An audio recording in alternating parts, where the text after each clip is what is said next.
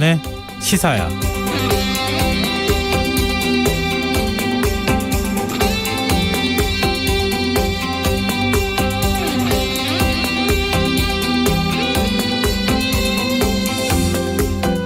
안녕하십니까. 시사평론가 김성환입니다. 한미 군당국이 연합훈련 일정에 돌입한 가운데 북한이 이틀 연속 대남 비난 담화를 발표했습니다. 김여정 노동당 부부장에 이어 오늘은 대남 정책을 총괄하는 김영철 통일전선 부장이 나섰습니다. 그는 남북관계 경색의 책임이 남측에 있다면서 안보 위기가 다가오고 있음을 시시각각 느끼게 해주겠다, 이런 경고의 메시지까지 내놨는데요. 청취자 여러분들은 이런 상황 어떻게 지켜보고 계십니까? 정부는 북한의 태도를 면밀히 주시하겠다고 밝혔지만 정치권의 반응은 사뭇 다릅니다. 야권의 한 대선 주자는 북한이 왜 무리한 적대 행위에 나서는지 정부가 설명해야 한다면서 북한과 이면 협의 가능성까지 주장하고 나섰는데요. 북한의 일방적인 태도도 문제지만 정치권에서 흘러나오는 확인되지 않은 어층 역시 경계해야 하지 않을까요? 대선을 앞두고 흘러나오는 대북 강경론이 지지층 결집을 위한 메시지로 비춰지지 않기 위해선 대안에 대한 진지한 고민도 있어야 할 텐데요. 정치권 소식 잠시 뒤 이어지는 뉴스야에서 자세히 살펴보겠습니다. 언론중재법 개정안을 둘러싼 논란이 거셉니다. 국민의힘에 이어 정의당까지 법안을 반대하고 나섰지만 민주당은 강행 처리 의지를 굽히지 않고 있는데요. 여당이 언론중재법 개정안을 관철하려는 이유가 무엇인지 더 깊이 있게 들여다보는 인터뷰 시간에 민주당 김승환 의원과 얘기 나누겠습니다. 수요일 코너죠. 날카로운 시선으로 언론을 비평하는 미디어 직설도 마련되어 있으니까요. 많은 관심 부탁드리겠습니다. 김성환의 시사에는 청취자 여러분들의 참여를 기다립니다. 방송 내용과 관련해 의견 있으신 분들은 문자 보내주십시오. 당첨된 분들께는 모바일 상품권 보내드릴 텐데요. 참여하실 번호는 샵 9730이고요. 짧은 문자는 50원, 긴 문자는 100원의 이용료가 부과됩니다. 콩 게시판을 통해서도 무료로 참여하실 수 있고요. 콩 어플리케이션과 KBS 일라디오 유튜브 채널을 통해서도 방송을 시청 또 참여하실 수 있습니다. KBS 일라디오 김성환의 시사야. 그럼 지금 시작하겠습니다.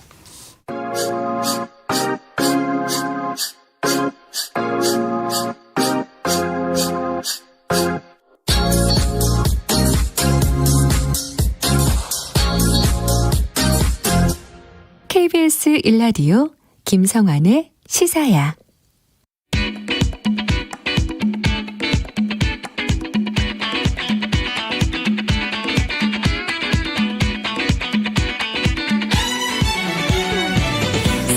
오늘 놓쳤던 뉴스 꼼꼼히 정리해드리는 뉴스야 시간입니다. 오늘은 김민하 시사평론가 나와 계십니다. 안녕하세요. 안녕하세요. 네. 오늘도 코로나19 얘기를 먼저 해봐야 될 텐데 일종의 심리적 마지노선이라고 해야 할까요? 2,000명을 지금 확진자 숫자가 넘어섰어요. 그렇습니다. 영시 기준 코로나19 신규 확진자는 2,223명이 발생을 했는데 이 중에 국내 발생 확진자가 2,145명이니까 어떻게 봐도 충격적인 결과이다, 이렇게 이제 느낄 수밖에 없는 그런 숫자죠. 지난해 1월 20일 첫 확진자 발생 이후에 처음으로 이제 하루 2,000명이 넘는 신규 확진자가 발생을 한 건데요. 특히 수도권이 이 중에 1,405명의 확진자가 나와서 크게 증가를 했습니다. 그래서 전체 국내 확진자의 약 66% 정도이다, 이렇게 이제 볼 수가 있겠는데요. 일단 이 방역 당국은 현재 확산세의 원인을 7월 말에서 8월 초까지 휴가철에 이동이 증가한 것, 그리고 이 델타 변이 바이러스가 지금 이제 우세 변이화한 것, 그리고 지역사회에 숨은 감염자가 계속해서 누적되고 있는 것, 이렇게 세 가지로 꼽고 있는 그런 상황입니다. 전문가들은 지금 확진자 규모가 앞으로도 점진적으로 증가할 가능성이 있다, 이렇게 우려를 하고 있기 때문에 상당히 여러모로 걱정이 쌓이고 있습니다. 문재인 대통령도 우려의 메시지를 냈네요. 문재인 대통령의 청와대 회의에서 국민들의 희생적인 협조와 방역당국의 노력에도 불구하고 이 확진자 수가 2,000명을 넘어서게 돼서 우려가 크다, 이렇게 평가를 했는데요. 최근 확진자 수 증가는 델타 변이 확산에 따른 전 세계적인 현상으로 우리나라는 여전히 다른 국가들보다는 상대적으로 나은 상황이지만 지금 현재 감염 확산을 막지 못하면 확진자 수가 더 늘어나는 그런 분기점이 될 수가 있는 중요한 시점이다라고 진단을 했습니다. 그래서 국민들의 협조를 다시 한번 당부드리고 정부도 최선의 노력을 다하겠다라고 이제 얘기를 했습니다. 방역당국은 지금 상황을 어떻게 판단하고 있습니까? 방역 당국은 현재의 방역 조치로 확산세 차단이 뭐 획기적으로 이렇게 된다든지 이런 상황은 좀 어렵다라고 보고 있습니다. 그래서 빠른 시간 내에 지금의 확진자 증가세가 감소 추세로 접어든다든지 이런 상황은 쉽지 않을 것이다 이렇게 전망을 했고요. 그리고 이제 보통 확진자 수가 일주일간에 이제 발표되는 이제 어떤 흐름을 보면은 수요일하고 목요일에 이제 피크를 찍게 되니까 이 확진자 수가 이제 줄어들지는 않는다 이렇게 얘기를 하면서 크게 다르지 않는 현상이 일어날 것이다 이렇게 전망을 했습니다. 그래서 지금과 같은 이 상황을 좀 극복하기 위해서 어떤 방역 조치에 보완이 필요한가 여기에 대해서는 여러모로 이제 좀 검토를 해서 밝히겠다라고 얘기를 하고 있습니다. 네. 앞서 뭐 변이 바이러스, 우세 변이화, 지역사회 숨은 감염자 누적 등등해서 한 3가지 이유로 꼽지 않았습니까? 지금 확진자 급증세에 대해서. 그렇습니다. 또 국민들은 좀 줄어들 때가 됐는데 이렇게 생각했는데 갑자기 2,000명을 넘어서니까 아마 놀라신 분들이 많을 것 같은데 방역 수칙을 어기는 사례가 적지 않아요. 이게 영향을 많이 미치고 있는 거 아닌가 싶네요. 그렇습니다. 지금 이제 많이 화제가 된 사례 중에 서울 서초구암교회에 지난 1일 날 51명이 참석하는 예배가 진행이 됐는데 여기서 이제 어제까지 총 40명이 확진이 되는 그런 이제 사례가 있다라고 해서 논란이 되는데요. 당시 사회적 거리두기 4단계 기준에 따라서 최대 19명까지만 대면 예배가 가능했는데 이렇게 51명이 모여서 예배를 했다는 것이죠. 네. 서초구는 즉시 시설 폐쇄 및 집합금지 명령을 내렸고 과태료 부과 조치를 했다는데 추가 방역수칙 위반 여부는 조사 중인 상황이다. 라고 하고 있습니다. 이 사례와 더불어서 또 황당한 사례로 이제 거론되는 게 서울시의 코로나19 방역수칙 위반 단속을 총괄하는 민생사법경찰단장 모 씨가 방역수칙을 위반해서 직위 해제된 사건 이것도 논란인데요. 지난달 말에 직원 7명과 저녁에 이제 술자리를 가졌다라는 건데 거리두기 4단계 격상에 따라서 6시 이후 3인 이상 사적 모임은 금지된 상태이기 때문에 이 방역수칙 위반에 따라서 지금 조치가 취해졌다라는 겁니다. 네. 오늘 오후 9시 잠정직 개최 어떻게 나왔습니까? 오늘 오후 9시까지 코로나19 신규 확진자는 총 1,833명으로 집계가 됐는데요. 어제 같은 시간에 집계된 2021년보다 188명이 적은 숫자입니다. 네. 하지만 지난주 수요일에 오후 9시 집계치에 비교해서는 184명이 많기 때문에 이것도 이제 지금 우려할 수밖에 없는 그런 상황인데요. 이 중에서도 수도권 발생 비율이 전체의 63.6%, 그래서 1,166명이 이제 발생을 했고 비수도권은 36.4%였습니다. 그래서 아직 시간이 좀 남아있긴 한데 아마 0시 기준으로 발표될 신규 확진자 수는 2,000명 안팎이 될 것이다. 이렇게 전망이 되고 있습니다. 네, 그리고 어제 저희가 잠시 또 소식 전해드리기도 했지만 좀 계속 혼란이 있는 것 같아서 좀 정리가 필요할 것 같은데요. 이 백신 수급 문제 때문에 모더나와 화이자 접종 일정이 6주 간격으로 지금 1, 2차 간격이 늦춰지지 않았습니까? 근데 방역당국이 2차 접종일이 추석 연휴와 겹칠 경우에 일정을 조정해 주겠다 이런 입장을 밝혔어요.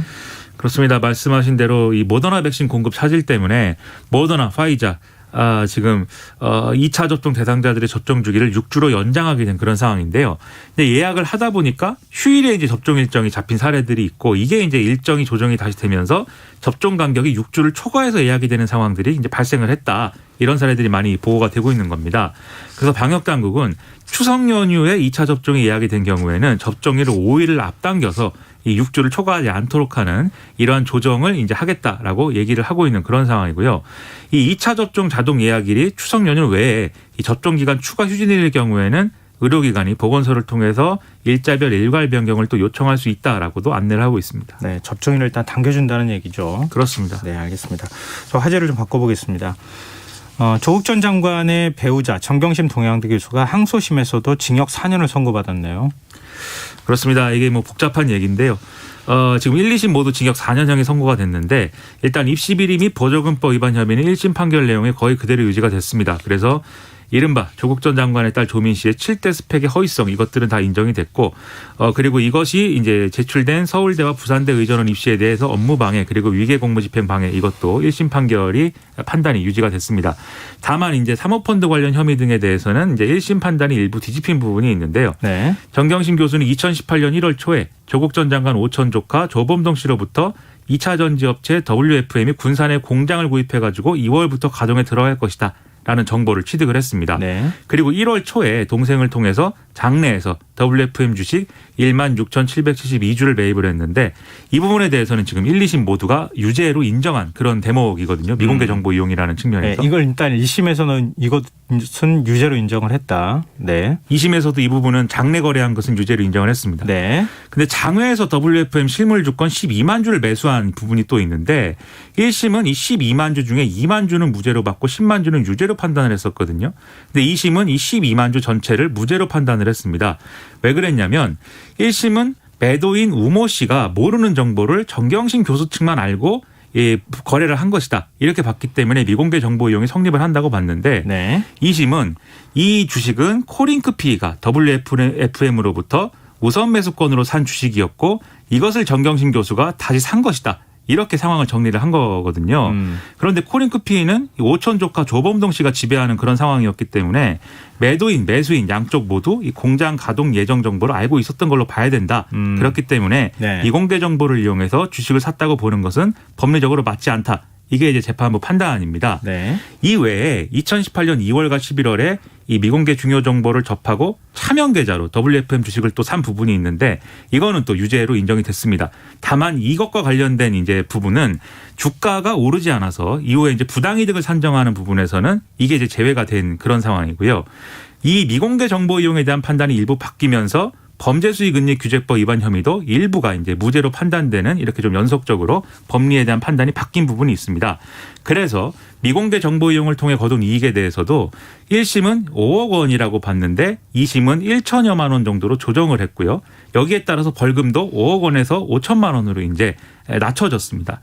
그리고 이게 이제 펀드 관련 혐의였고 네. 증거인멸 관련 혐의가 있었는데 자산관리사 김경록 씨에게 자택의 PC 저장 장치와 동양대 교수실 PC를 숨기라라고 지시한 혐의는 1심은 무죄로 봤지만 2심은 유죄로 판단이 바뀌었습니다.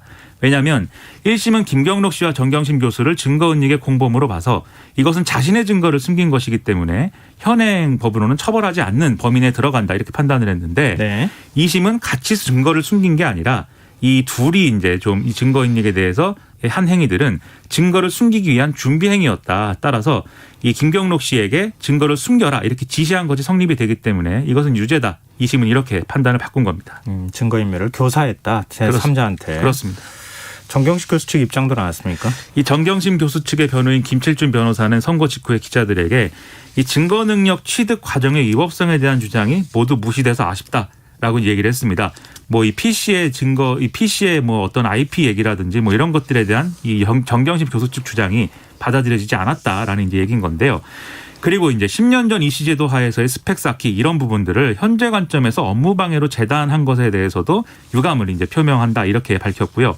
그리고 일부 무죄 판단 나온 거에 대해서 다행이라고 하면서 판결문을 검토해서 상고하겠다 이렇게 얘기를 했습니다. 또 아울러서 조국 전 법무부 장관도 이런 부분들에 대해서 평가를 하면서 소셜미디어에 참으로 고통스럽다. 대법원에 상고해서 다투겠다라는 입장을 이제 표명을 했습니다. 네.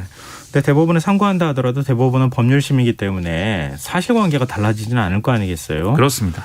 이렇게 돼버리면은 조민 씨에 대한 부산대 의전원 입학 취소 여부 이게 어떻게 되는 겁니까? 일단 부산대 입학전형 공정관리위는 오는 18일 날 전체 회의를 열고 이 문제에 대해서 최종 결정을 내려서 대학본부에 보고할 예정이라고 밝히고 있습니다.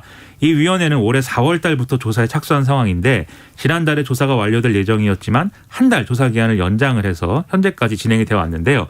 일단 부산대 측은 이 공정위 결과가 대학본부에 보고가 되면 이 대학본부는 학사 행정상의 검토 과정을 거쳐서 조속한 시일 내에 판단 결과를 언론에 발표할 예정이다라고 설명을 하고 있습니다. 네. 지금 부산대 의전원 가기 전에 고려대 또 입학했잖아요. 그렇습니다. 고려대 총장도 입학의 적절성 여부를 판단하겠다 또 이런 입장을 밝혀서 좀 앞으로 어떤 판단을 내릴지 좀 주목해 보아야 할 것 같고요. 정치권 분위기는 어떻습니까? 민주당에서는 지금 당 차원의 입장은 혹시 나왔습니까? 지도부 차원, 당 차원의 입장은 지금 뭐 나오고 있는 게 없다고 보이고요. 그다음에 유력 대권 주자인 이재명 경기도지사도 이에 대해서 별도 언급을 하지 않은 상황입니다. 정세균 전 총리라든가 박용진 의원, 김두관 의원 등도 별도로 이제 언급을 안 했는데 다만 이낙연 전 대표는 페이스북에 이렇게 썼습니다. 징역 4년을 유지한 이 2심 결과는 형량을 먼저 정해놓고 내용을 끼워 맞췄다는 의구심마저 들게 한다. 그리고 대통령의 인사권에 저항한 검사 한 사람의 독단과 검찰 조직의 오만이 한 가정을 파괴하고 국가 역량을 심각하게 소진을 했다. 대법원에 상고하겠다는 조국 전 장관의 결정을 지지한다. 뭐 이렇게 썼는데요. 추미애 전 법무부 장관도 애초 혐의를 단정했던 사모펀드 건이 무죄가 됐고 별건 수사로 발목을 잡은 것이다 라는 취지에서 유감의 뜻을 또 표명하기도 했습니다. 야당 분위기는 어떻습니까? 국민의힘은 논평을 통해서 조국 전 장관이 사법부 판결 앞에 겸손하게 입시 비리를 시인해야 되고 그리고 위선적 태도로 인해서 상처받은 청년들에게 진심으로 석고대죄해야 된다라고 주장을 했고요. 네. 원희룡 전 제주도지사의 경우에는 조국 전 장관의 딸 조민 씨의 고려대 부산대 의전원 입학을 취소해야 된다 이렇게 주장을 하면서 이번 사건을 계기로 어긋난 부모 찬스를 대한민국에서 사라지게 해야 된다 이렇게 주장도 했습니다. 윤석열 캠프의 김병빈 대변인도 논평을 냈는데 조국의 마음에 빚이 있다라고 얘기한 문재인 대통령의 이런 이제 언급에 대해서 아직도 마음에 빚이 남아 있는지 묻고 싶다 이렇게 입장 표명을 했고요. 그리고 조국 사태에 대해서 말을 아껴왔던 이재명 경기지사가 분명한 입장을 표명해야 된다라는 취지로 주장을 하기도 했습니다. 그리고 유승민 캠프의 이기인 대변인도 서면 논평을 내고 이 조국 전 장관과 정경심 교수는 본인들을 비호하는 강성 지지자들과 결별하고 사죄하라고 주장을 했습니다. 근데 이번 판결이 조국 전 장관 재판에 어떤 영향을 미칠까 이것도 관심이에요. 이번 재판부의 판단 내용 중에 조국 전 장관이 서울대 공익인권법센터 인턴십 확인서 그리고 부산 아쿠아팰리스 호텔 실습 수료증 및 인턴십 확인서 등을 직접 만들었고 정경심 교수가 여기에 대해서 관여했다. 이렇게 판단한 내용이 있는데요. 네. 이 확인서 내용은 허위다라는 게 재판부의 이제 판단인 거죠. 이 판단은 조국 전 장관과 정경심 교수가 함께 받고 있는 입시비리 1심 재판 결과에 영향을 줄 가능성이 있어 보이는데요. 이 재판에서 조국 전 장관은 대학원 입시에 대한 업무 방해 혐의, 위조 공문서 행사 혐의 등을 받고 있습니다. 네. 지금 여러분께서는 KBS 라디오 김성환의 시사회와 함께하고 계십니다. 계속해서 뉴스야 이어가겠습니다. 북한이 한미연합훈련 사전연습이 시작된 것에 반발하면서 이틀 연속으로 비난 담화를 발표했어요. 김영철 북한 조선노동당 통일전선부장이 조선중앙통신을 통해서 담화를 냈는데요. 남조선 당국이 반전의 기회를 외면하고 전쟁 연습을 또다시 벌여놓는 광기를 부리기 시작했다라면서 북남관계 개선의 기회를 제 손으로 날려보내고 우리의 선의에 적대행위로 대답한 대가에 대해서 똑바로 알게 해주겠다 이렇게 주장을 했습니다. 그러면서 대결을 남한과 미국이 대결을 선택한 이상 우리도 다른 선택을 할 수 없을 것은 분명하다라고도 강조를 했는데요. 북한은 전날에도 한미연합훈련 사전연습 개시일에 맞춰서 김여정 당 부부장 명의로 비난 담화를 내놓은 바 있고 또 오후에 남북 간 연락 채널을 통한 전기통화에 응하지 않았습니다. 통일부는 오늘 오전 9시도 남북 공동연락소서 업무 개시 통화는 이루어지지 않았고 오후 5시 마감 통화도 이루어지지 않았다라고 밝혔습니다. 미국 국무부가 반응 내놓은 게 있습니까? 네드 프라이스 국무부 대변인은 김여정 부부장 담화에 대해서 할 말이 없다 이런 취지의 언급을 했고요. 한미연합훈련은 순전히 방어적 성격이고 미국은 북한에 대해서 적대적인 의도를 갖고 있지 않다. 오랫동안 그렇게 해왔다. 이렇게 설명을 했습니다. 그러면서 남북 대화 그리고 남북 간의 관여 이런 것들을 지지를 하고 이것을 위한 한국 파트너들과의 협력을 계속하겠다라고도 강조를 했습니다.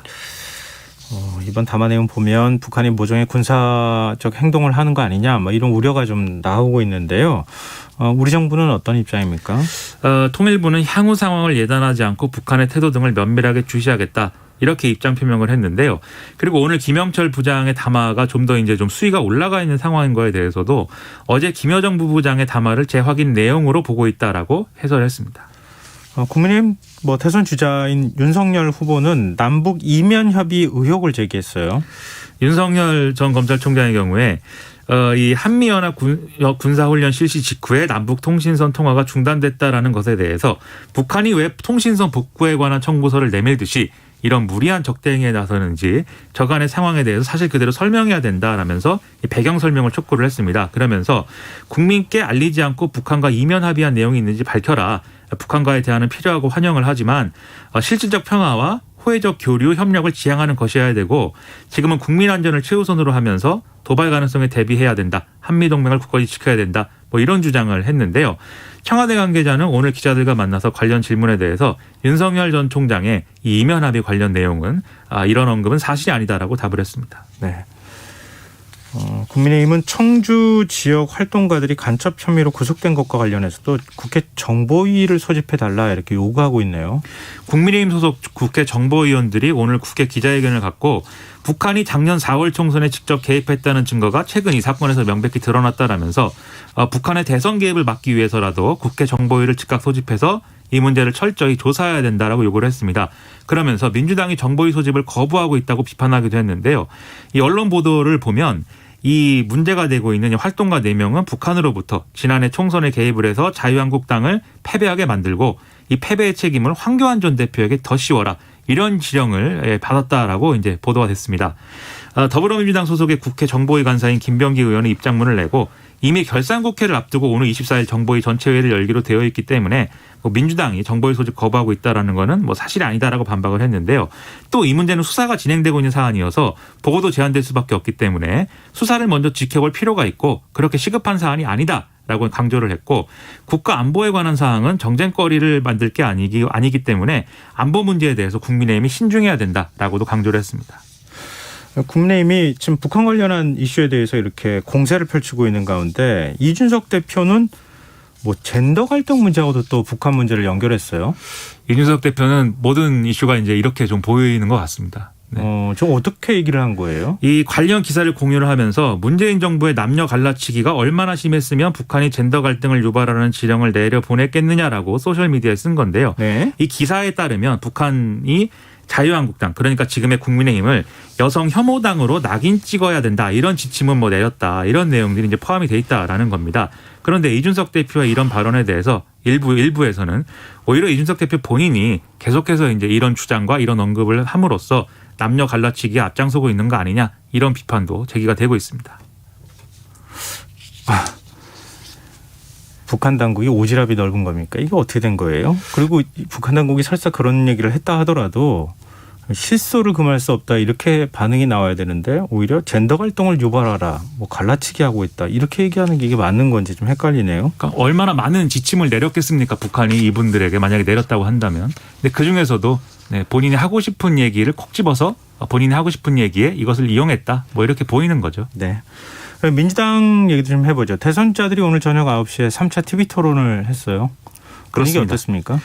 이 네거티브 휴전 이후에 첫 TV 토론이다라고 볼 수가 있겠는데 여전히 분위기는 좀 날선 공방이 이어지는 그런 상황이 됐습니다.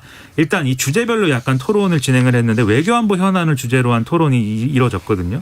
여기에 대해서 한미연합훈련이라든지 그다음에 사드 배치 관련 발언이라든지 이런 것들에 대해서 각 주자들 간 이제 말이 바뀐 거 아니냐, 입장이 오락가락하는 거 아니냐 이런 공방이 오갔고요. 그다음에 이재명 지사의 이제 기본 시리즈에 대해서 현실성이 있느냐에 대해서도 좀 논쟁이 오갔습니다. 그래서 가령 세금을 물 쓰듯이 쓰는 것은 안 된다라든지 봉이 김선달이나 가능한 얘기다라든지 이런 비판들이 나왔는데 이재명 지사는 기본 시리즈 이런 정책들은 다 가능한 것이다라고 강조를 했습니다. 그리고 이제 네거티브에 해당할 수 있는 자질 논란에 대한 공방 이런 것도 제기가 됐는데요. 네. 이낙연 전 대표는 이재명 지사가 과거에 철거민과 몸싸움을 했다든지 장애인이 농성을 하고 있는데 여기에 대해서 전기를 끊었다든지 트위터로 막말을 했다든지 이런 사례들을 거론을 하면서 자질 문제를 거론을 했는데요. 이재명 지사는 이것은 전부 왜곡된 어떤 그러한 사실들이고 이러한 문제 제기 자체가 네거티브다라고 좀 반박을 했습니다. 이런 상황이 되다 보니까 네거티브 책임론에 대한 논쟁도 이제 진행이 됐는데요. 정세균 전 국무총리의 경우에는 음주운전자는 따로 있는데 벌금은 나보고 내라는 것 같아서 참 억울하다라면서 최근에 이제 네거티브 논란에 대한 입장을 얘기를 하기도 했고 박용진 의원이라든가 추미애 전 법무부 장관도 조폭 논란이라든지 이런 네거티브 공세 말고 이제는 원팀이 돼야 될 때다 이렇게 강조를 했습니다. 한편 이재용 삼성전자 부회장 가석방 문제에 대해서 이재명, 이낙연 두 후보가 이제 좀 이 확고한 어떤 한쪽의 입장을 얘기하지 않은 거에 대해서 재벌이라고 특혜도 안 되지만 역차별도 안 된다. 국민께 진 빚을 갚기 바란다. 이런 발언들의 진위가 뭐냐 이런 공방도 오가기도 했습니다. 네. 이재명 지사를 향한 야권 대선 주자들의 공세 수위도 점점 높아지고 있네요. 그렇습니다. 이제 얼마 전 이 기본 대출 공약을 내놓은 거에 대해서 그야말로 총 공세가 이루어지고 있는데요.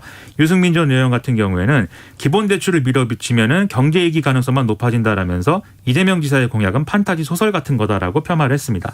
원희룡 전 제주도지사도 이재명 후보 공약을 종합을 해보면 성인이 되자마자 빚지고 푼돈 수당을 받아서 생활하다가 임대주택 들어가 살면서 국민 눈치 보며 살게 만드는 거 아니냐. 하면서 굉장히 이제 안 좋게 평가를 했고요.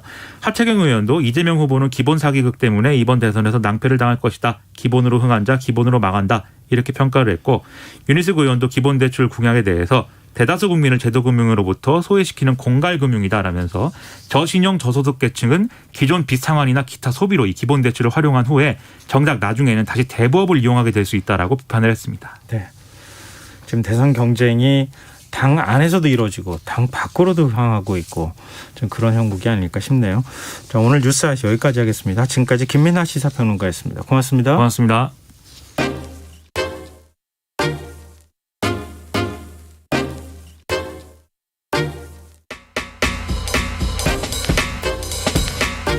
바쁜 당신이 알아야 할 모든 것 여기에 있습니다. KBS 1라디오 김성환의 시사야. 어제 국회 문화체육관광위원회가 전체회의를 열고 허위 조작 보도에 최대 5배의 손해배상을 하도록 하는 내용의 언론중재법 개정안을 심의했지만 여야 간 의견을 좁히지 못했습니다. 정의당도 반대 당론을 채택한 가운데 민주당은 이달 중에 본회의 처리를 하겠다 이렇게 지금 못 받고 있는 상황인데요. 반면에 국민의힘은 언론통제 시도라며 강하게 반발하고 있는 상황이기도 합니다. 문화체육관광위원회 소속 민주당 김승원 의원 연결해서 말씀드렸던 지금 언론중재법 개정과 관련 논의 어떻게 진행되고 있는지 얘기 나눠보겠습니다. 의원님 안녕하십니까? 네, 안녕하세요. 네. 저 김승원입니다. 네, 반갑습니다. 어제 문체위 회의가 어떻게 진행됐는지 전체회의 분위기가 어땠는지부터 먼저 말씀해 주시면 좋겠어요. 네, 법안 소위 포함해서 6번째 회의였는데요. 한 5시간 동안 여야가 계속 논의를 했었는데 그런 것 같습니다. 그 민주당은 가짜뉴스로 인한 그 국민의 피해를 어떻게 회복할 것이냐 거기에 이제 방점을 두고 말씀을 많이 하셨고요. 네. 야당인 국민의힘은 그 언론의 보도, 관행대로의 그런 보도가 그래도 언론 자유의 이름으로 최대한 지켜져야 되는 것이 아니냐. 그런 곳에 이제 중점을 두고 얘기를 하신 것 같아요. 그래서 거의 평행선을 달렸다라고 종합적으로 말씀드릴 수 있을 것 같습니다. 접점이 전혀 없었습니까? 합의되기가 접점이 정말 좀 거의 없었습니다. 그럼 민주당은 네. 지금 민주당 단독으로 본회의에서 처리하겠다 이런 얘기도 하고 있지 않습니까? 그 의지는 변함이 없는 겁니까? 네, 저희가 원래 지난 6월, 7월에 언론중재법에 대해서 국회에 어떤 처리를 하겠다라고 국민들께도 약속을 드린 바가 있고요. 야당의 요구에 의해서 그 중간에 간담회도 하고 법안 소위도 두 차례 더 했었는데요. 이제는 각 조항에 대해서 또 전반적인 언론중재법에 대해서 국회법에 정해진 바에 따라 표결을 해야 될 그런 시기도 오지 않았나 이렇게 생각이 됩니다. 네. 일단 야권이 주장하고 있는 바를 통해서 의원님의 얘기를 좀 들어보고 싶은데요. 국민의힘에서는 이렇게 얘기합니다. 언론 오보에 대한 책임은 민법과 형법에 있는 손해배상죄, 모욕죄, 명예훼손죄로도 물어도 충분히 가능하다. 이렇게 네. 얘기를 하고 있거든요. 의원님께서는 네. 판사 출신이기도 하시잖아요. 이런 네. 내용들을 잘 알고 계실 테니까 이거 가지고 부족하다고 보는 겁니까? 네. 지금 작년 1년만 해도 그 언론 가짜 뉴스로 인한 피해를 호소하시면서 언론중재위의 신청 건수가 4,000건이 넘었거든요. 네. 근데 이제 이런 분들과 제가 이제 변호사일 때도 상담을 해드리면 예컨대 오보로 인한 명예훼손죄는 주로 대부분 한 200~300만 원의 벌금형이고요. 그다음에 이제 민법상 그런 손해배상 청구를 했을 때 한 50%가 500만 원 이내의 배상액을 결정이 됩니다. 네. 그런 얘기를 안내해드리면 언론 피해를 입으신 분들이 그냥 포기를 해버립니다. 그렇게 수년간 거대 언론을 상대로 약자인 국민이 소송을 하건 뭐를 하건 그 정도로는 충분한 피해 회복이 되지 않아서 웬만한 분들은 다 포기를 하시거든요. 네. 그래서 그거에 대한 뭐랄까요, 국민에 대한 피해를 충분하게 회복시켜드리고 또 언론도 가짜 뉴스로 얻는 부당한 이득에 대해서는 이게 환수당한다라는 그런 일반 예방적 효과를 기울이기 위해서는 그 불법이 가중된 거에 대해서는 그 가중된 책임을 져야 된다 이렇게 판단이 듭니다. 형법상 손해배상 명예훼손죄 이거는 좀 네. 없애자고 하는 논의가 그동안에 많았으니까 이건 빼고서라도 지금 배상 금액을 좀 높이면은 그럼 같은 효과가 나타나지 않겠느냐 이런 얘기에 대해서는 어떻게 보세요? 네, 그래서 지금 작년에도 그 사실 적시에 의한 명예훼손죄, 네, 그 형법 개정안이 국회에 제출이 되었고요. 또 올해 저희 민주당에서도 그 사실 적시 명예훼손죄 폐지 법안이 나왔습니다. 그래서 사실을 보도하는 언론에 대해서는 저희도 충분히 보호를 해드리고요. 네. 다만 이 언론개정법은 지금 10년 만의 개정인데 네. 그 대상이 가짜 뉴스입니다. 허위 보도, 조작된 보도인데요.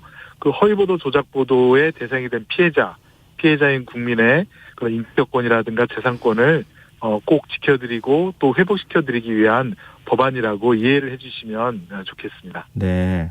그러니까 기존의 명예훼손이나 기존의 이제 그 오보로 인한 피해 이거 외에 허위 조작 뉴스로 인해서 훨씬 더 큰 피해를 입혔을 때 지금 손해배상 금액을 대폭 높이겠다. 이제 이런 거라는 의미잖아요. 네, 그렇습니다. 네. 근데 국민의힘은 또 이렇게 얘기합니다. 개정안을 처리하려는 의도가 순수하지 못하다고 보고 있는 것 같아요. 대선을 네. 앞두고 정부의 비판적인 기능을 언론이 하지 못하도록 언론을 틀어막겠다. 이렇게 지금 비판하고 있거든요. 이런 주장에 대해서는 어떻게 보세요? 사실은 이 언론중재법 개정 전에도 우리 조금 2016년도에 박근혜 정부 때 보면 그 정윤회 문건을 보도한 세계일보 있지 않습니까? 네. 그 대표이사라든가 편집국장 기자 6명을 고소한 적이 있습니다. 네. 그리고 그 전에도 MBC PD 수첩 광우병 사태 그 보도를 책임진 PD를 구속시킨 사례도 있고요. 또 그 직전에도 쿠팡이 그 작업장에서 돌아가신 분들에 대한 보도를 한 그런 그 신문사에 대해서 거액의 손해배상 청구를 한 사례가 있는데요. 그런 것 같습니다. 정치인이라든가 경제 권력, 즉 힘 있는 사람들은 언론중재법이 개정되거나 말거나 본인들의 힘을 갖고 그런 사실 보도를 한 언론사를 괴롭힌다고 마음을 먹으면 법안과는 상관없이 지금까지 충분히 그렇게 해왔습니다. 그래서 이 법은 사실은 정치인과 그런 경제 권력이 언론사의 사실 보도를 막겠다는 그런 의지를 꺾으려는 조항들이 되게 또 많이 들어가 있고요. 네. 반면 언론에 대해서는 약한 국민들이 자신의 훼손된 인격과 재산권을 지키기 위한 그런 국민들에게 힘을 드리는 조항도 많이 들어가 있습니다. 그래서 국민과 언론 또 정치권 경제 권력이 대등한 입장에서 이 언론 분쟁을 조절하기 위한 그런 힘의 균형을 맞추려고 노력했다라고 보시면 좋을 것 같습니다. 근데 고의나 중과실 입증 책임을 언론사에 두도록 한 이 조항도 지금 그 민법 원칙에 어긋난다 이런 비판을 받고 있는데요.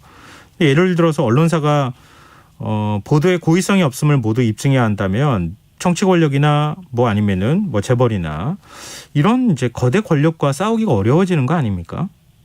네.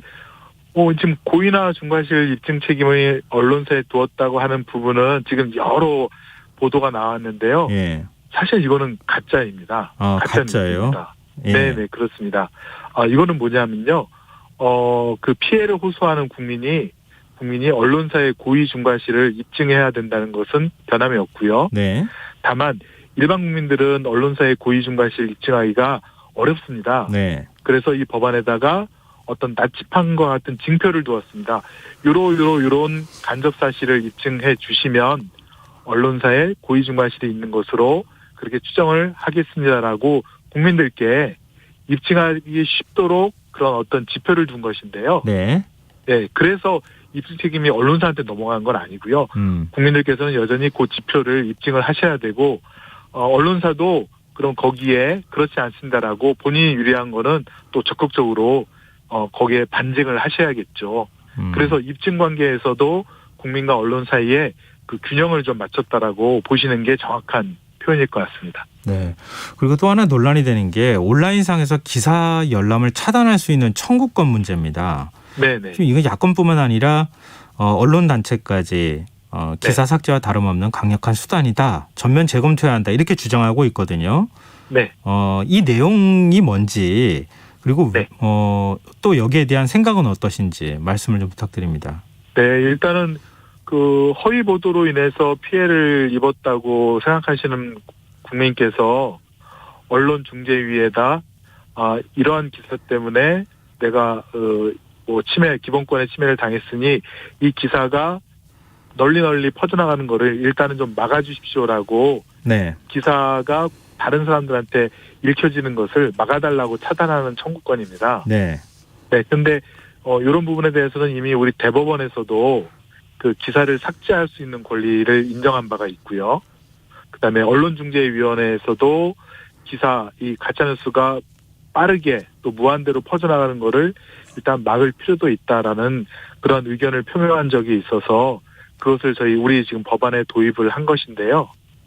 지금 네. 이제 언론사에서는 이런 기사 열람 차단 청구가 들어오면 그 기사가 가짜뉴스라는 낙인을 찍히는 게 아니냐 그런 우려를 많이 표명하시는데 마찬가지로 국민께서도 어떤 가짜뉴스가 너무 무한대로 빠르게 지금 인터넷 언론 환경에서 퍼져나가면 나중에 아무리 정정보도로 이기더라도 이미 회복할 수 없는, 돌이킬 수 없는 그런 손해를 입기 때문에 그거를 갖다가 이제 사전에 막아달라는 것이어서 중간적인 입장에서는 일단은 기사가 퍼져나가는 거를 막을 필요가 있지 않는가 그런 판단에서 이제 이런 제도를 도입하게 되었습니다. 네, 무슨 말씀이신지 알겠는데요. 그러니까 네. 언론사에 비해서 상대적으로 힘이 약한 약자들인 일반 국민들 입장에서는 그렇게 할 수 있다고 하더라도 네네. 만약에 기사가 사실인데 뭐 네. 권력을 갖고 있는 사람들이나 아니면 자본을 네. 갖고 있는 사람들이 그 기사가 싫어요. 그러면은 문제 제기를 하면 그 기사의 네. 일종의 이 기사는 지금 논쟁 중이라고 하는 꼬리표가 달리는 거 아닙니까? 네네. 그런 점도 있지 않을까요? 그러니까 악용하는 사례가 있을 수 있다는 겁니다. 충분히 그럴 가능성도 있습니다. 사실은 힘 있는 사람은 뭐 변호사 자문을 통해서 본인들에게 불리한 기사에 대한 그런 열람 차단 청구를 할 수가 있는데요.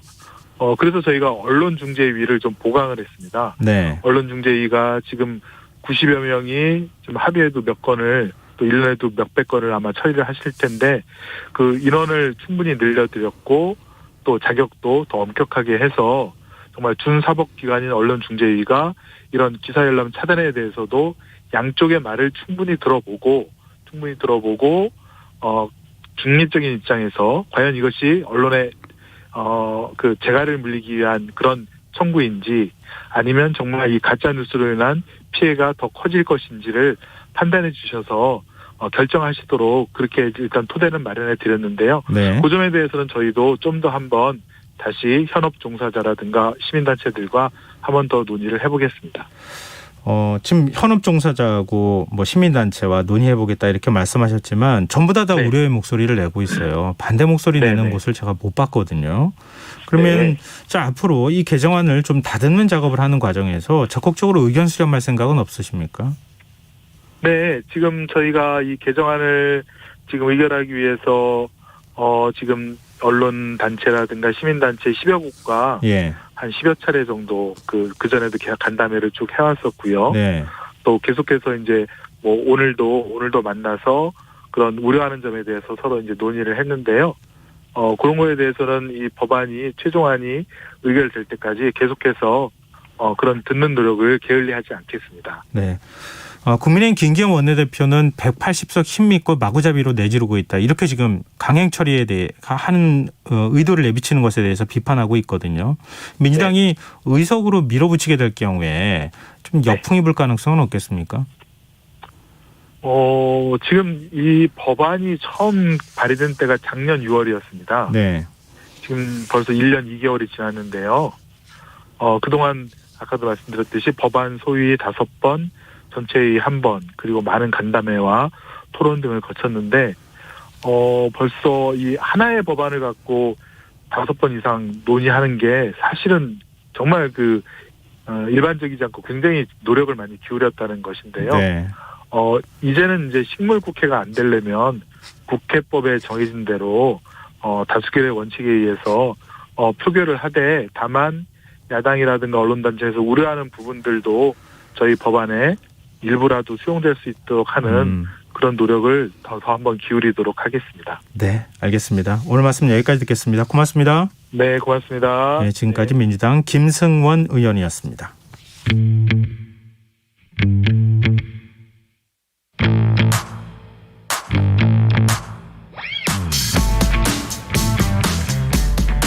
냉철하고 가감없는 분석으로 미디어 본연의 역할을 찾아가는 시간입니다.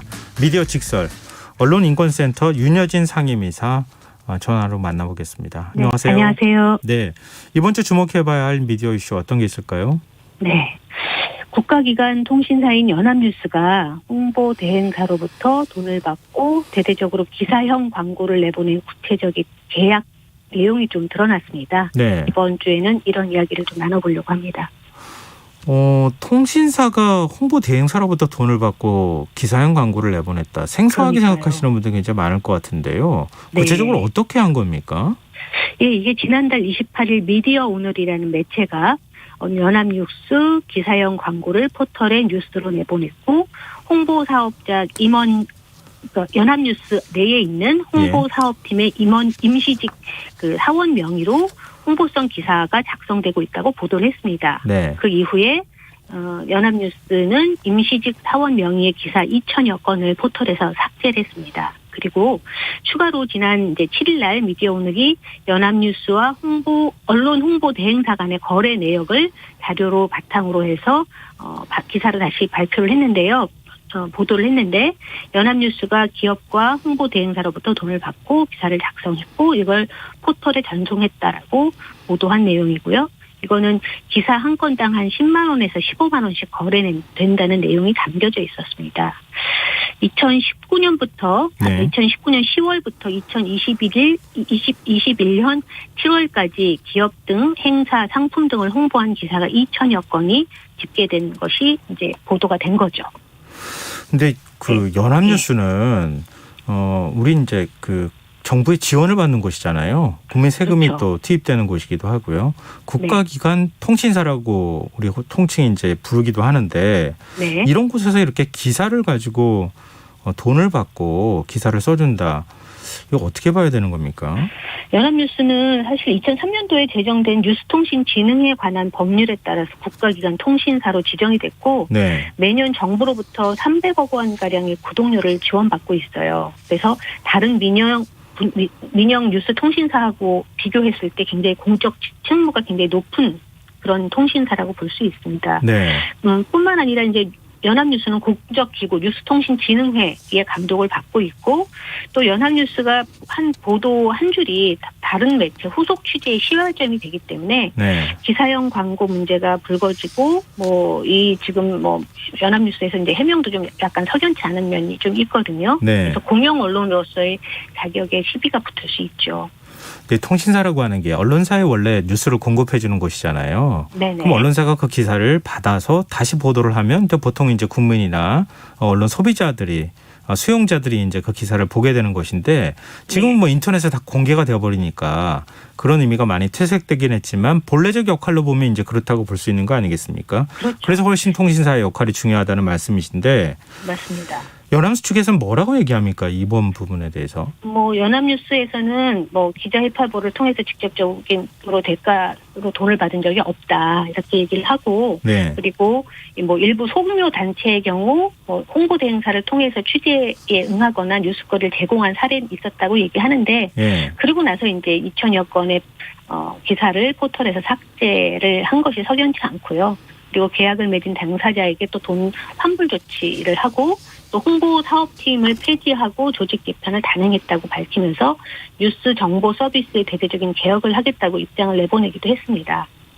근데 어쨌든 네. 연합뉴스가 지금 이제 포털 뉴스로 전환되면서 저희가 이제 그 기사를 보는 신문이나 어떤 뉴스를 보는 환경이 포털 뉴스로 이제 전환되면서 네. 바뀌면서 아까 말씀하신 대로 통신사 본연의 역할뿐만 아니라 일반 독자들하고 직접 만날 수 있는 그런 환경이 굉장히 넓어진 거죠. 그 넓은 환경에서 공적 책무를 갖고 있는, 그러니까 정부의 지원을 받고 있는 통신사가 이렇게 기사형 광고를 내보낸다는 건 굉장히 좀 의아하고 굉장히 사실 굉장히 큰 문제입니다. 이 문제는. 근데 지금 연합뉴스 얘기만 우리가 했지만 지금 네. 기사형 광고는 언론계 고질적인 문제 중에 하나였었잖아요. 기사인지 광고인지 구분할 수 없도록 기사 쓴다는 거 아닙니까? 맞습니다. 이런 문제는 사실은 계속 좀 누적되어 왔고 지금도 굉장히 비일비재하게 되고 있는 일 중에 하나예요. 그럼에도 불구하고 어쨌든 이제 광고 자율심의위원회에서도 기구에서도 이제 그 적발한 기사형 광고가 계속 늘어나고 있고, 그다음 언론중재위원회에서도 시정 공고를 통해서 계속 이 문제를 지적하고 있는데 기사형 광고는 계속 늘어나고 있어요. 특히 기사형 광고의 업종을 좀 보면 건설, 건재, 식품, 음료, 유통, 의료 순으로 이제 많다고 하는데 네. 건설처럼 규모가 크거나 아니면 건강 관련 기사형 광고는 소비자들한테 굉장히 피해가 클 수가 있거든요. 그래서 문제가 되고 있습니다. 지금 말씀하신 대로 이게 지금 연합뉴스만의 문제가 아니고요. 네.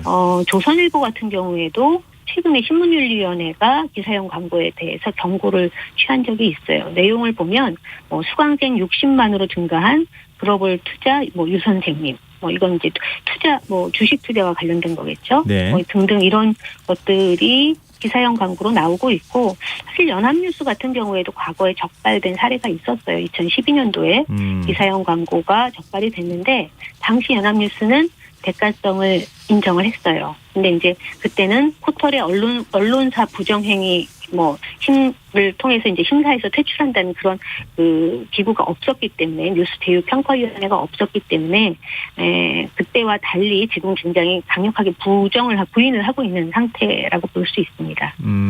저희 청취자 최상규님께서요. 기사형 광고는 철저히 단속되어야 합니다. 여론을 왜곡하고 일반 서민의 판단에 잘못을 심어주는 행동이니까요. 이렇게 얘기해 주셨는데요.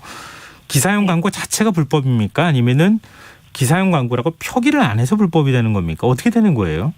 사실 기사 형식을 차용한 광고 자체가 불법이라고 보진 않습니다. 그냥 광고의 기법이다라고 보기도 하는데 네. 하지만 이것이 이용자가 광고인지 기사인지 구분하지 못한다는 그건 굉장히 큰 문제거든요. 네. 그래서 포털에서는 이제 언론사가 기사형 광고를 위한 보도자료 항목을 따로 마련해 놨어요. 근데 이것을 기사처럼 만들어서 그러니까 홍보성 광고와 홍보성 기사를 구분하지 않고 보내고 있기 때문에 이것은 규정을 하고 있죠. 제재를 하고 있죠. 그리고 포털제휴평가위원회가 이제 이 연합뉴스의 이 기사형 광고 문제를 가지고 8월 13일, 근데 내일 모레네요. 네. 심의를 할 계획이라고 하는데 어쨌든 두고 볼 일입니다. 네. 지금 이제 기사형 광고를 만약에 기사로 오인했을 경우에 선의의 네네. 피해자들이 다소 발생할 수 있다. 이게 제일 큰 우려 아니겠습니까? 네, 맞습니다. 기사형 광고가 사실은 소비자들이 그러니까 광고인지 기사인지 구분하지 못하게 된다면 결국은 그 소비자들 그대로 피해를 안게 되는 거고요. 왜냐하면 언론의 신뢰도를 보고 기사를 보고 신뢰하고 정보를 믿고 또 그 상품을 사든지 그 정보를 통해서 뭔가 소비 활동을 하는 거잖아요. 네. 그래서 어쨌든 기사형 광고가 소비를 끌어낼 수 있을지 몰라도 결국 언론의 신뢰도를 떨어뜨리는 결과를 갖고 올 수밖에 없는 거고요. 네. 최근에는 사실 주식, 코인, 부동산 가리지 않고 이제 주식 광풍이 투자 광풍이 불고 있는데 이런 종목에 자산이 없는 청년들이 많이 관심을 갖고 있어요. 네. 그러다 보니까 금융범죄 피해자가 굉장히 속출하고 있고 이 원인이 되는 게 기사형 광고라는 것은 굉장히 좀 문제가 있는 거죠. 근데 기사형 광고 논란이 이렇게 과거서부터 계속됐지만 근절되지 않은 이유는 뭡니까? 업계에서는 이제 매체 광고 시장이 굉장히 좁아졌다. 그리고 최근에 이제 포털뉴스 소비가 줄어들어서 매출을 확보해야 되기 때문에 계속 늘어난 것 같다 이렇게 얘기를 하는데 사실 그거는 매체 입장인 거고요. 예. 언론의 기사를 보고 신뢰성을 전제로 해서 정보를 얻는 독자 입장에서 본다면 이건 문제가 굉장히 심각한 거라고 볼 수 있습니다. 기사형 광고에 대한 현행 제재 규정은 어떻게 돼 있나요? 예, 지금 한국 광고 자율 심의기구의 심의에 의하면은 네. 광고, 기획 광고, 전면 광고를 광고임을 표시해야 해요. 네. 그리고 취재, 편집자 중 누구누구 기사 등 기사처럼 보이게 표현을 해서는 안 된다고 나와 있고요. 그다음 신문윤리위원회 같은 경우에도 신문 광고윤리 실천 요강에 독자들이 기사와 광고를 구분해야 된다. 또 인터넷 신문윤리위원회도 마찬가지로 그렇게 규정을 하고 있습니다. 특히 이제 네이버 카카오 뉴스제휴평가위원회가 2015년, 16년도부터 어쨌든 운영을 하고 있는데 네. 여기도 자율심의기구라고 볼 수 있겠죠. 네. 여기도 기사형 광고, 기사를 위장한 광고 전송 시 이것은 이제 부정행위로 간주하고 이것이 5건이 발생했을 때 벌점 1점을 부과하는 것으로 지금 규정을 갖고 있습니다. 근데 만약에 그렇게 기사형 광고를 전송했다가 적발이 되면 어떻게 되는 거예요? 지금 다른 다른 자율기구 같은 경우에는 특별히 처벌 규정이 없어요. 그래서 실효성이 없다라는 문제가 좀 나오고 있습니다. 이제 포털, 네이버, 카카오, 뉴스제휴평가위원회 같은 경우는 조금 다르거든요. 이게 네. 이제 적발된 5건당 벌점 1점인데 벌점이 6점이었을 때는 재평가. 그럼 다시 이제 평가를 받아야 되는 그런 규정을 두고 있습니다. 그런 측면에서 봤을 때 지금 2,000건이라는 것은 굉장히 큰 문제죠. 네. 연합뉴스 같은 경우에. 참 큰 언론사를 또 포털 뉴스에서 빼버리기도 어려운 상황이라는 거. 그 언론사도 잘 알고 있을 텐데. 그렇죠. 이게 좀 뭔가 제도적으로 바꿔야 할 필요는 없을까요? 지금 이게 적절한 처벌 규정이 없다라는 게 이제 가장 큰 문제라고 좀 보여지고요. 네. 현재 이제 광고 표시를 의무화하자. 기사형 광고에도 이건 광고다. 최소한 독자가 이건 광고인지 기사인지 구분해야 되거든요. 그러니까 예. 그걸 표시를 의무화하는 것. 그리고 만약에 그 규정을 어겼을 경우에 처벌 규정을 좀 신설하는 것. 그리고 자율 규제를 그래도 강화를 해야 되는 거거든요. 왜냐하면 이것이 독자들 같은 경우 구분하기 어렵지만 자기네들은 다 안단 말이에요. 다 알매도 불구하고 그걸 계속 하는 것은 좀 문제가 있는 거죠. 그래서 네. 언론사 내부에서 언론 업계에서 언론 매체에서 사실 자율적으로 규제하는 것이 가장 좀 필요하고 또 이것과 관련해서 미디어 리터러시 일반 독자들도 이것이 광고인지 기사인지 구분할 수 있는 교육이 좀 필요하다는 것이 저희가 말씀드릴 수 있는 부분인 것 같습니다. 법률 개정안도 지금 발의가 혹시 돼 있는 게 있습니까? 네, 맞습니다. 지금 현재 이수진 더불어민주당 의원이 신문 인터넷 신문의 기사형 광고에 대해서 과태료를 부과하는 신문법 개정안을 지난 3월에 발의를 했어요. 네. 그런데 여기 내용을 보면 현행 신문법의 제6조 3항은 신문, 인터넷 신문의 편집인 및 인터넷 뉴스 서비스의 기사 배열 책임자는 독자가 기사와 광고를 혼동하지 아니하도록 명확하게 구분하여 편집하여야 한다고 규정되어 있는데 사실 이제 이 제재 규정이 신문법에는 없거든요. 근데 2009년도에 미디어법 개정 과정에서 이 과태료 규정이 지금 삭제된 걸로 알고 있습니다. 그래서 이 법안이 좀 제대로 좀 처벌 규정을 제대로 잘 보완해서 이 소비자들한테 아니면 독자들한테 피해가 되지 네. 않도록 하는 것이 필요하다고 봅니다. 네, 알겠습니다. 언론이 표현의 자유를 앞세우고 있기도 하지만 언론의 책임성도 좀 더 강화하는 방향으로 논의를 맞습니다. 하면 어떨까 그런 생각이 드네요. 네, 오늘 말씀 여기까지 듣겠습니다. 고맙습니다. 예, 감사합니다. 예, 지금까지 미디어 직설 언론인권센터 윤여진 상임이사와 함께했습니다. KBS 라디오 김성환의 시사야 1부 순서는 여기서 마무리하겠습니다. 전 11시 정각 2부에 다시 찾아오겠습니다.